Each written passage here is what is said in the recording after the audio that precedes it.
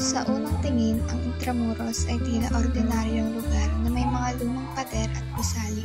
Ngunit habang pinapasok namin ang mga makitin nitong daan, unti-unting nagbubukas sa isang mundo na puno ng kasaysayan.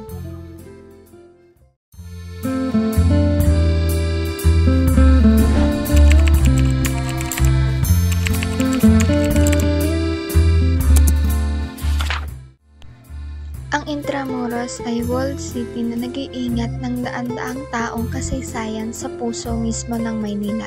Sa paglalakad namin sa makasaysayang pader at kalsada nito, parang bumabalik sa panahon kung saan nabuo ang unang kabanata ng ating bansa.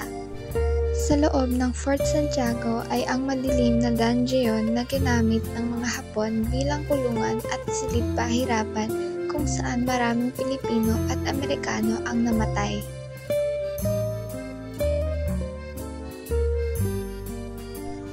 Pagkatapos ng nakakapagod na paglalakad, dumiretso kami sa mga food stalls sa paligid ng Intramuros. Dito namin natikman ang iba't ibang pagkaing Pilipino. May panghimagas, maiinit na inumin at mga pagkaing siguradong pampabusog. Habang pinakikinggan ang mga awit na nagpapasaya sa mga bisita. Sa pagsakay namin sa bambike, mas madali naming nalibot at nasilayan ang iba't ibang sulok ng Intramuros. Wait lang, wait. O, game! Game. 1, 2, 3, and...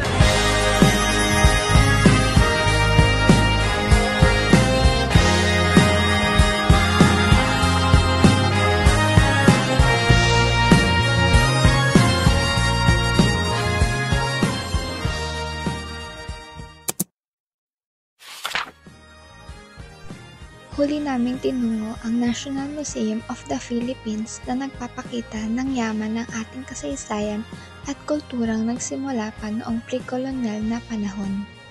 Patuloy nitong ipinapakita ang mga artistry, kasaysayan at siyentipikong pamana ng bansa. Patunay na may mayaman na kultura ang Pilipinas bago pa man dumating ang mga mananakop.